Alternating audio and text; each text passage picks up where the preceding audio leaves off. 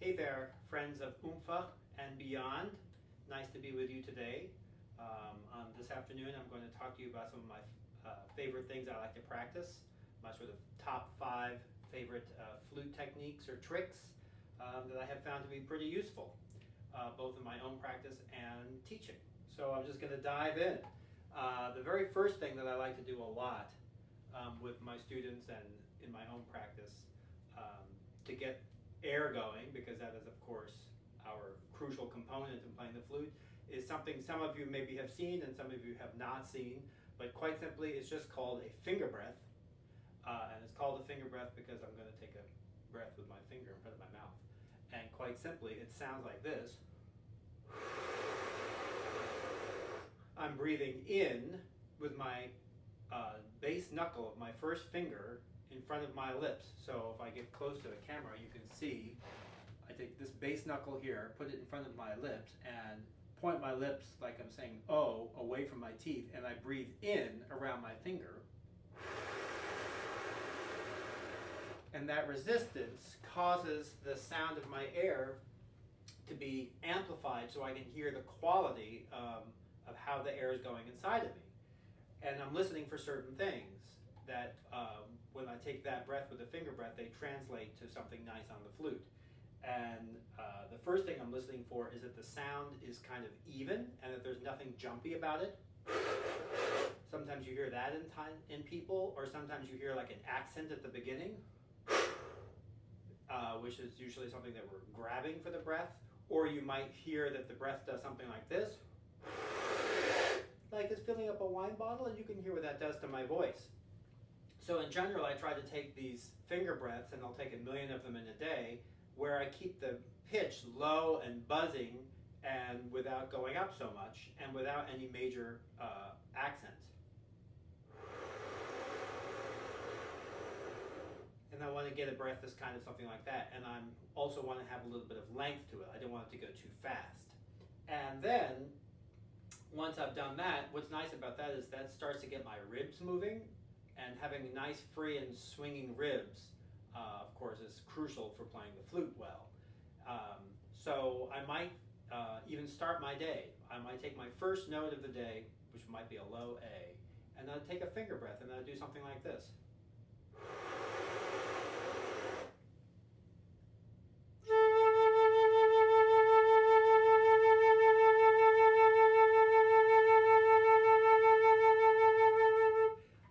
Breath. I use the breath from the finger breath, that air from the finger breath, and then I play the flute. So I would take a nice breath, listen to the sound of that quality, to the quality of the sound, I should say. Make sure that it's not accented, make sure that the pitch isn't going up, and then let that be a note that I'm going to play on my flute.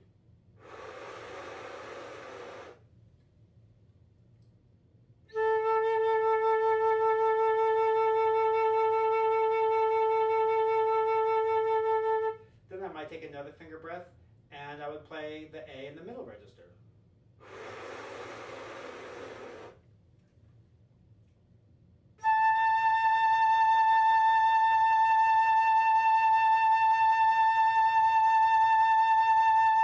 And then I would take another finger breath and I'll play the top A.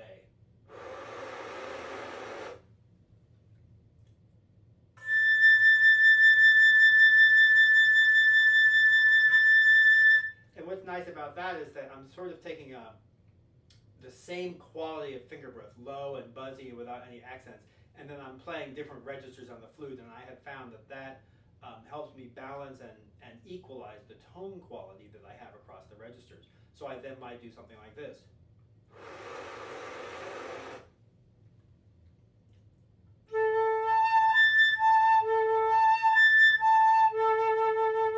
Just something to go through the registers, having taken that nice finger breath. Then, let's say I'm ready to play a scale, and I'm playing my Taffnell and Gobert number 4 scale.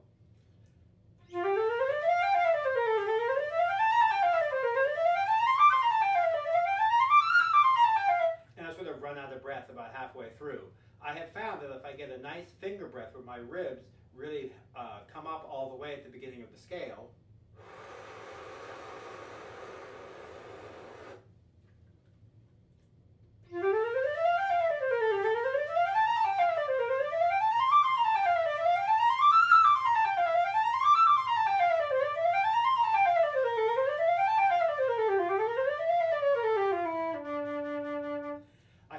pretty far in one breath.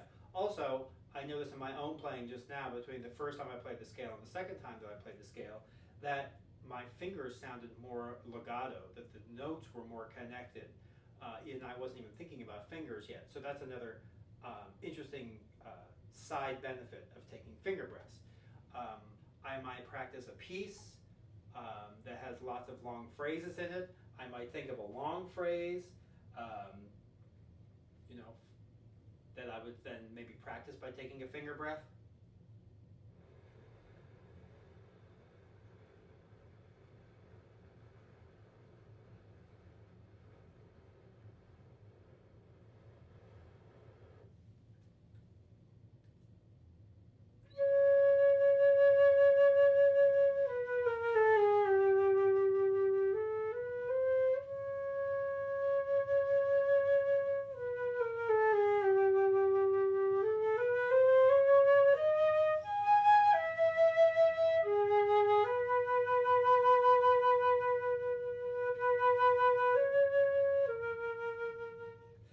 So what I did there is I sort of inhaled on a finger breath the length of that phrase, thinking that phrase but in reverse.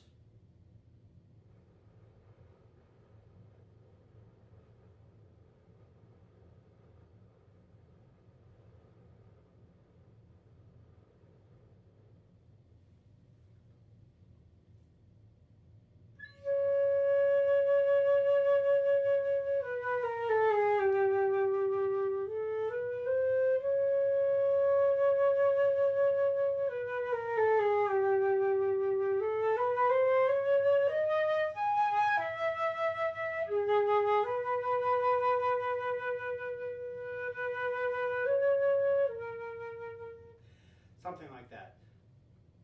Take a lot of these finger breaths as you're practicing. If a note doesn't sound very good, if you're playing along and you play a high note, for example, high E that feels kind of screechy, you can stop, take a moment, take your finger breath.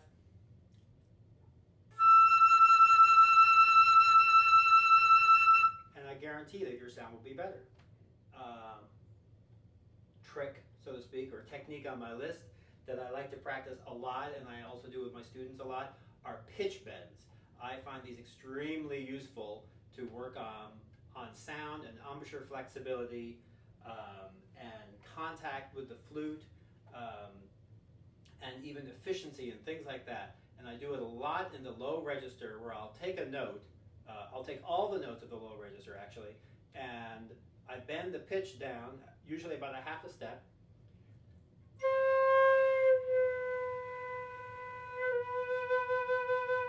So I match the note from below. So there I play the C natural, I bend it down to a B natural.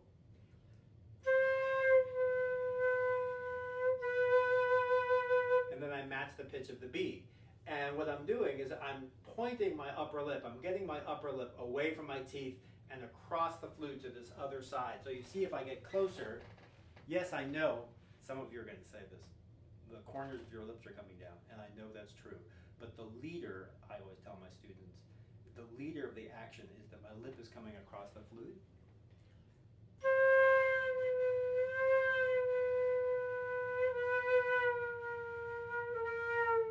And if you notice with my hands, I'm not doing this. I'm not rolling the flute in.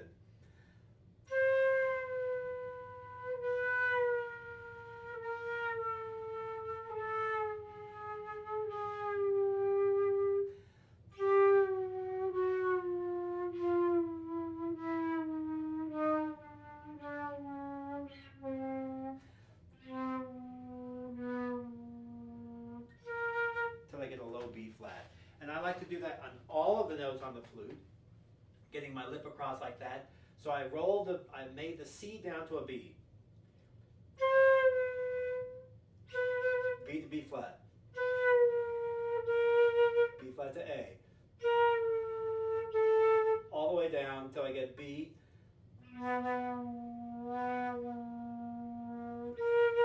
To a low B flat. Then what I like to do is I like to go in reverse, which means I'll play a B, and then I'll finger a C natural, the half step above, but immediately make that C so flat that I match the note from below. So here's a B.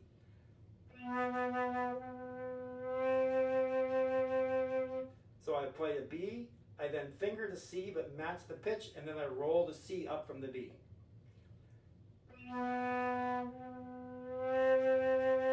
Now I do C to C sharp, so I'll play a C first, then I finger a C sharp, and I match the pitch to the low C. Then C sharp to D. I'll play a C sharp, then I finger a D, but make it sound like a C sharp.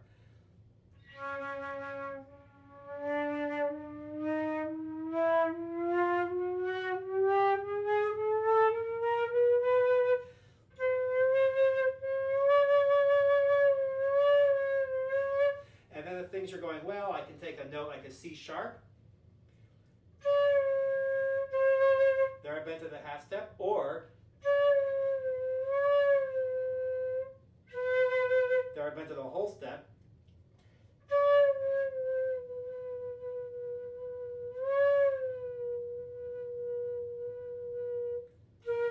Basically got it to a minor third. That's also a really nice thing to do. So then why am I doing this? Because in general, you could sort of say that when you play in the low register and when you want to bring out notes, it's better to get your upper lip close and across the flute, close to the blow edge, than it is to blow harder. So when I do my pitch bends, then I go not into a flat position, I go in a flat direction.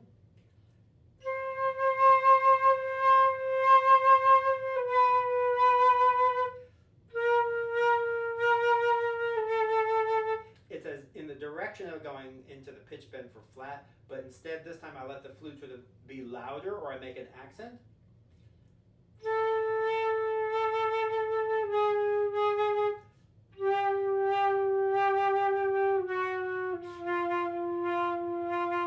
So I'm bringing out that note with my lip coming across the flute rather than blowing harder, which would sound like, which is not a sound that I particularly like. So then you could also practice simulating or actually practice crescendos and diminuendos with a pitch bend. So you could sort of say that your soft position, you're in a normal, if you're playing softly, you play at the normal pitch, and the louder you go, simulating the crescendo, you can go flat. So I would do a long pitch bend over 4 beats, flat and back. So I would take an A,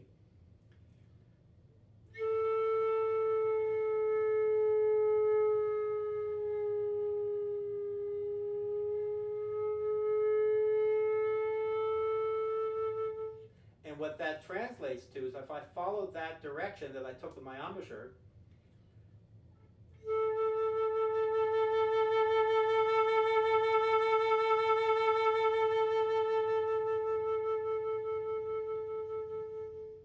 I get a crescendo and a diminuendo, and I don't use quite so much air. Then I might do something which I think is really useful that my teacher used to make me do a lot, which is I would start notes, especially in the low register, I would start with attacks in a pitch bend where I scoop the note up from underneath. This is very useful.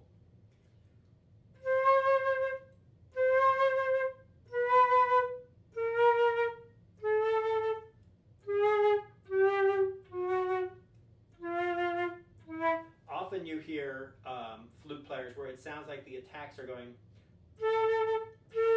from above, but for those of you who know me, I'm a big Jean-Pierre Rampal fan, and when you listen to Rampal attacks, he often sounds like he's bringing the pitch from below. So I practice.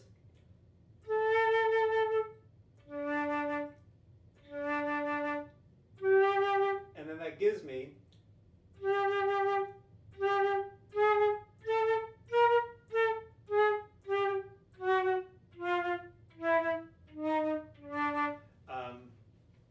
kind of a sort of a nice ringy bell-like quality to the attacks, especially in the low register.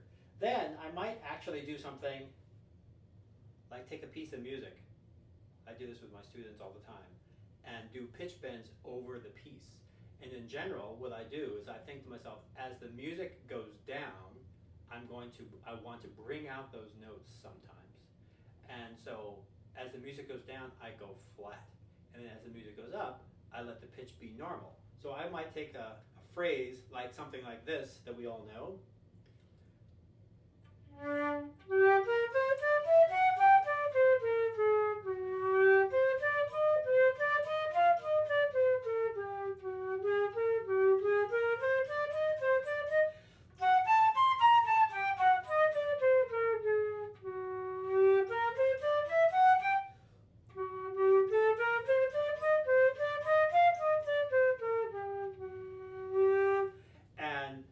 Those notes are going, as I'm going across the phrases and the registers, I'm letting those pitch bends go in and out of position.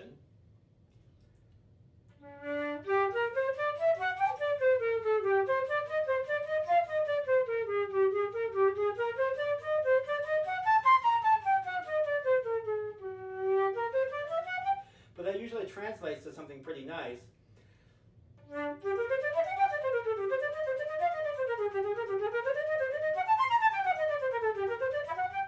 Where it feels like I'm able to bring out the low notes and make the softer and make the higher notes a little softer. You might practice it in something like your Bach, where you have low notes that you want to bring out.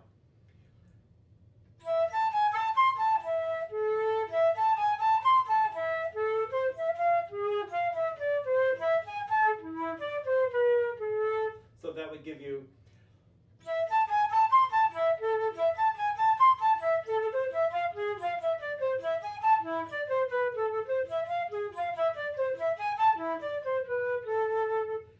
Pitch bends, highly recommend, do them a lot. This next exercise is one that I used to do a lot with my teacher, and then I still do a lot in my own practicing, and just quite simply, it's trills. And I find that trills in scales help me play my scales better. Plus, also, I have found that with a lot of my own students, sorry students, I'm throwing you under the bus on this one, but often they don't always know their trill fingerings as quickly and as fluidly as they should. So one of the reasons I like to do trills is that it helps me feel that the way I'm holding the flute is fluid. In general, when I'm doing trills, I like to, the thought that I have, the thing that I practice, is that I'm holding the flute one finger up from the note that's trilling.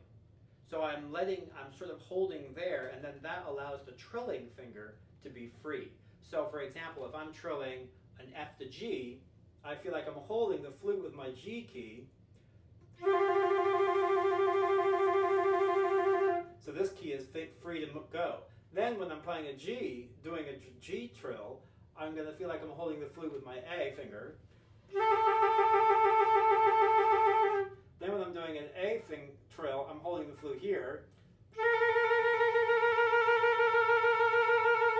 Then when I'm doing a B trill, I feel like I'm holding the flute pretty well on the side of my hand through here.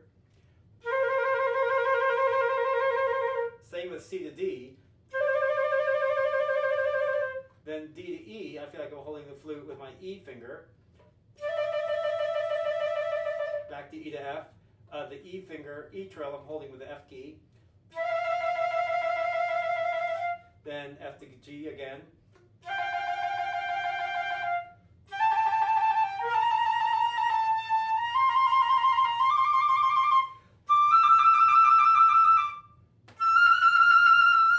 So then what I do is I would take a scale, a 2-octave scale, and I would do trills from note to note to note with a termination leading me up to the next two. So I would go.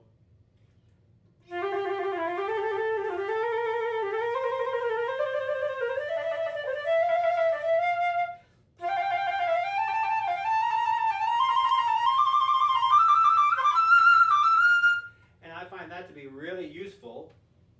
And the more fluid I can get from one to the next,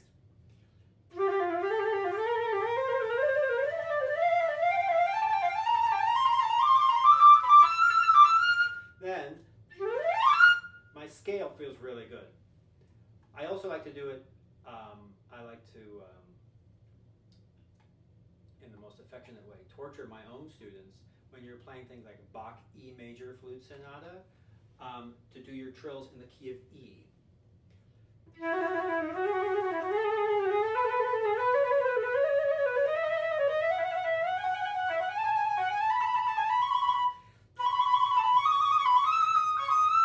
That's a really useful thing to be able to do, because then you have all those trills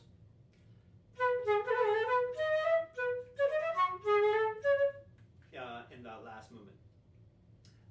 So that's a very simple and quick and useful thing. So I would do my trills in F, E, G is great.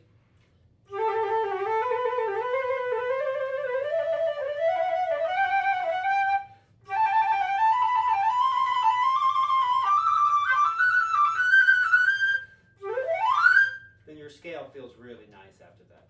Do your trills. One of my other favorite sound exercises is singing while I play. I noticed this was a really useful thing for my own playing many years ago when I was first learning to play George Crumb's Voice of the Whale, which has a beautiful flute solo at the beginning where the flutist sings and plays. And I noticed that when I was practicing that opening movement, that for the rest of the day my tone was really good. So I started to incorporate singing and playing into my practice routine. And there's something about it that is extremely useful. And it's just very simple. You just find any note on your flute, and maybe an A, and sing and play.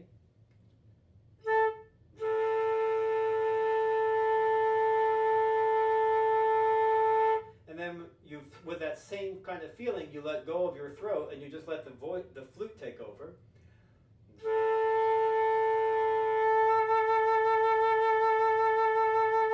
You find that usually your tone is more focused. Something that I often tell people when they have a hard time finding being able to sing and play at the same time is to just feel that the singing that you're doing from your body, that produces enough air to play the flute. So it really doesn't feel like I'm even singing and blowing. It just feels like I'm singing, and the air that's coming out of my mouth from that is enough.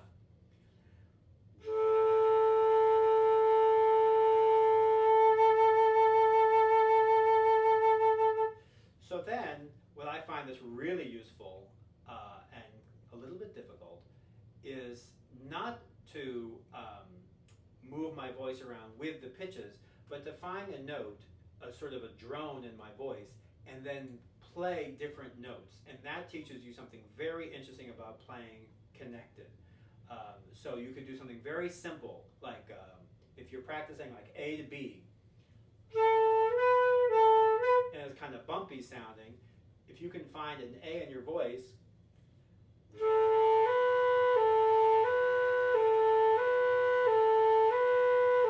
and keep that voice consistent,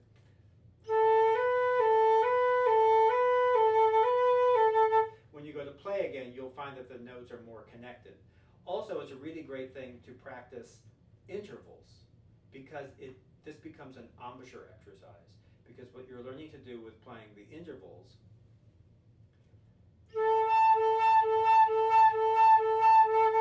is use your embouchure to change your relationship to the flute rather than blowing more. So if you cannot play an octave that's very smooth, try to sing a low A and play an octave.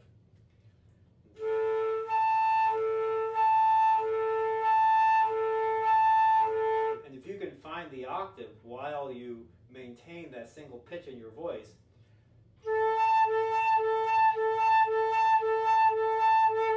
you'll find that your interval comes out more smoothly.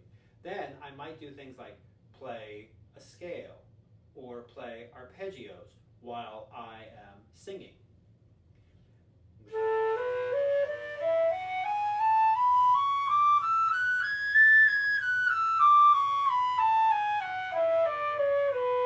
It's very useful to be able to go through all of the registers and maintain a single pitch.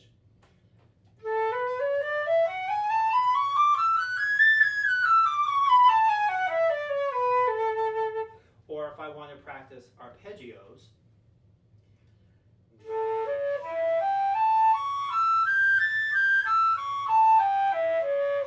If I can find all of the notes clearly in the flute while I maintain that sound,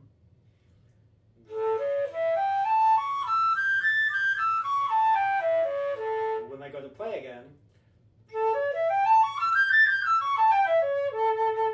you're going to find all of the notes clearly on the flute. I also love to do things, sing and play while I do a piece of music, and even tonguing. So for example, you could take or a scale, doesn't matter what, but if you're single tonguing, for example, it sounds a little bit.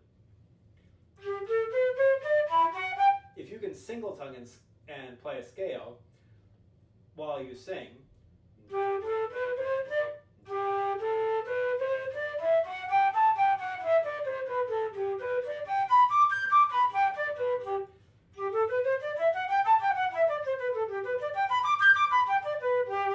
your tonguing will sound better. You can take things like, your Mozart concerto.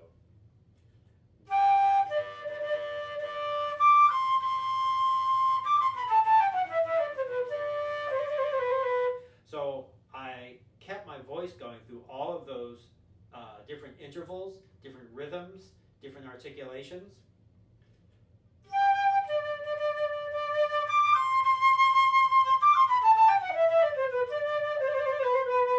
And it helps me keep the tone and the phrasing more connected.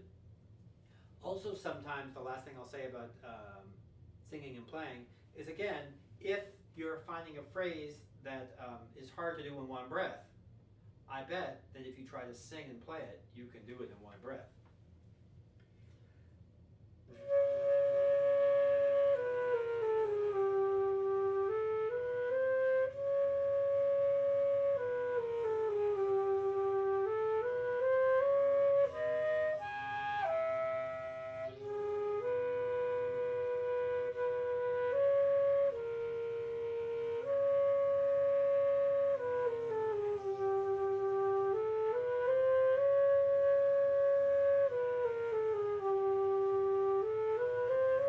So there I sang and I played that phrase of Afternoon of a Faun 1.5 times in one breath.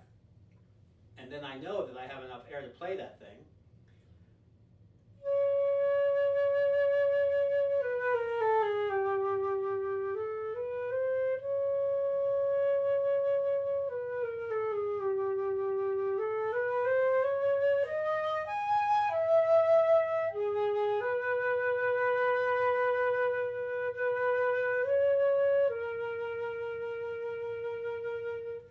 One breath and still have something left over. So what are those? I was just singing and playing. Singing and playing. Do it a lot. Do your arpeggios, do intervals, hold notes, go through the registers.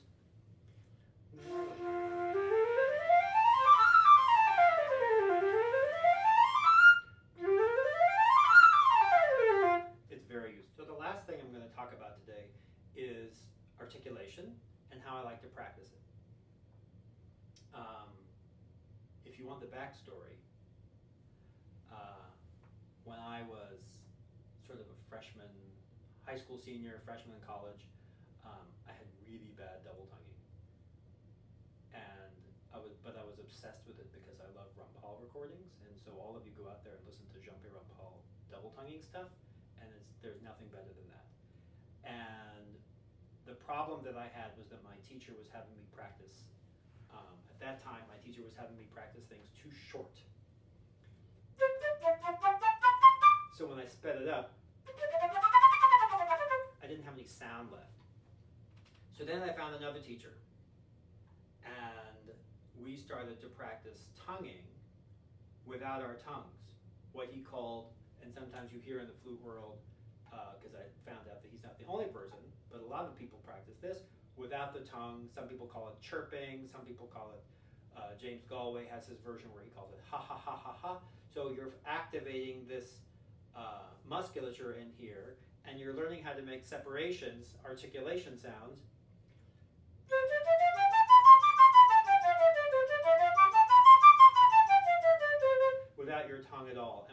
back and you add your tongue to that, your articulation sounds better. So I practice a lot of stuff, and I do with my students a lot, where you take your pieces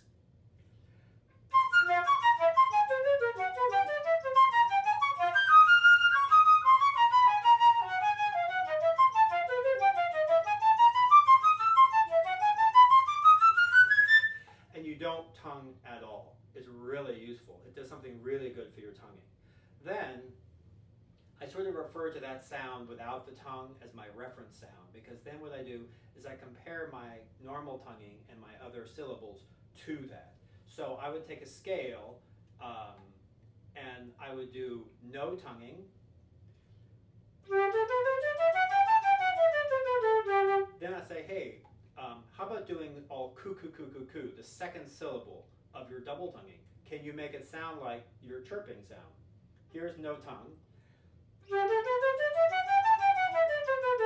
Here's coo. You want to make them match as much as possible.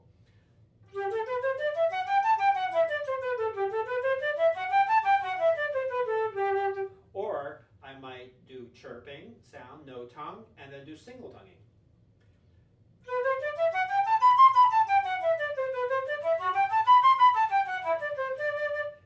And then I would just go back and forth and do those as much as I can. Then there's something about this also is that you're finding how to be more connected, how to keep the air going through all of your tonguing, yet make these little separations. Something one of my teachers often talked about was that the air is like a violin bow. And what you do here with your throat and with your tonguing is like the left hand. So it's like you have this constant air,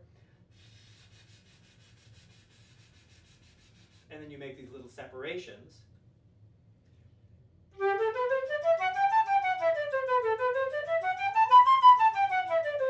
And then it helps your double tonguing.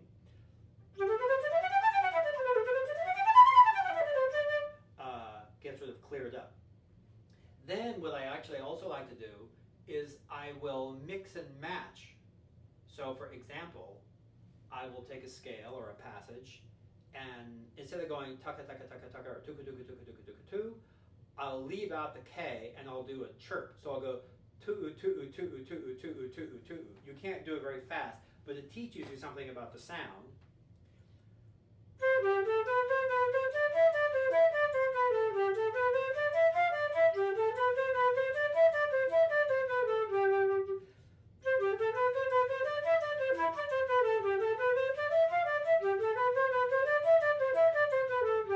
So that's tu, tu, tu, tu, tu, tu. How connected can I make that second syllable to the first one? Then I would double tongue, put my K syllable or my second syllable back in there, and sort of keep that quality and about that speed.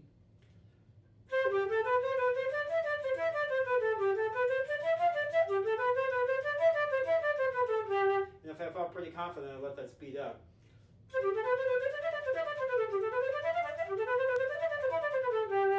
So I would do that. The other one that I would do is I would reverse it. I would take away the T, and I would do an So I would go ucka tuck ucka ucka ucka ucka ucka ucka ucka ucka ucka ucka. It's also very useful.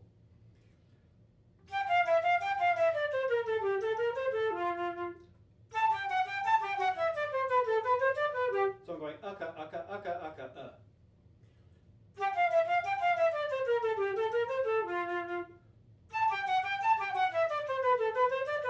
Then I would double tongue. Then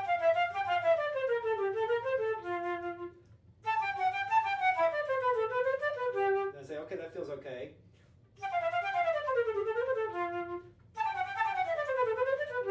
I would do that. Then I would do one of my favorite things, and I do this all the time in my own playing, which is instead of just going da da da da da da or tuka tuka tuka tuka tu, I like to throw in and something my teacher showed me, and so it's I'm on every beat I'm going ucka tucka ucka tucka ucka tucka ucka tucka ucka tucka, and that's really useful for keeping this keeping the tongue fluid, keeping the articulation fluid, keeping things from getting too sort of choppy sounding. So I would take a scale or a passage, and I would go.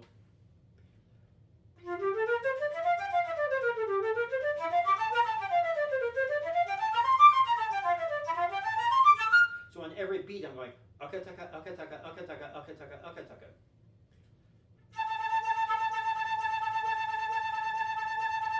And you hear it sort of like marks the beats.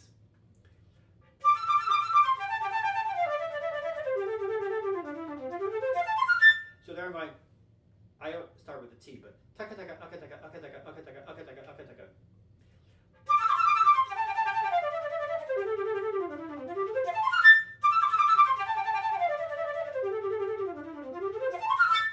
Akataka, akataka, akataka, akataka. I find that to be a really useful thing to do. One last thing that I also love to do is I love to, because I find that a lot of times tonguing issues are also to do with the coordination of the syllables with the fingers, and especially with the second syllable, the K syllable. So I find it really useful to take Taffy-on Gobert and practice where I either slur across the beats where I only do K. So I go ta ka ka ka ka like this.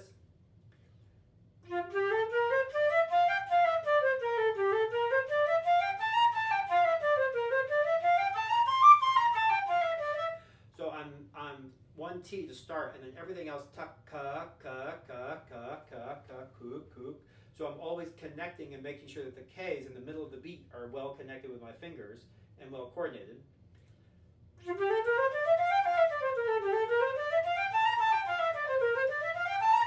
But then when I go to the tongue,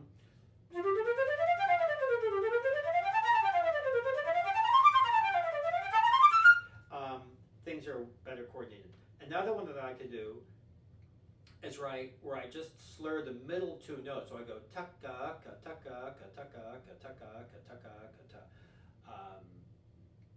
So I'm going tuku kutuku kutuku kutuku kutu. So you could take your piece.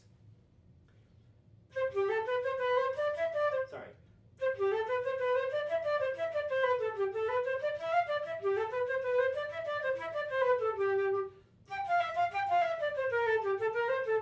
So I'm going taku kutuku kutuku kutu.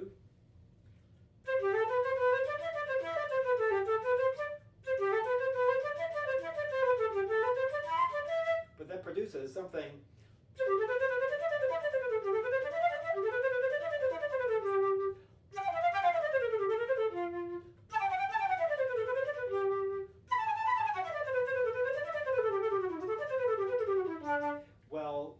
Well coordinated and more fluid sounding. It makes things less choppy. So practice your chirping, practice your mixing your syllables up, akataka, akataka, akataka, or aka, aka, aka, aka, or ta, ta, ta. See if you can throw it into your pieces. So you can take your,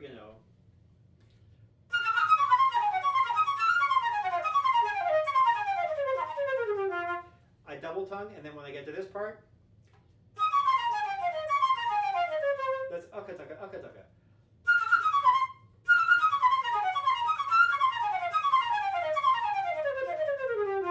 And it makes it a little bit more fluid sounding.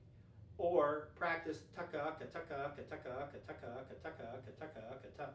Very useful.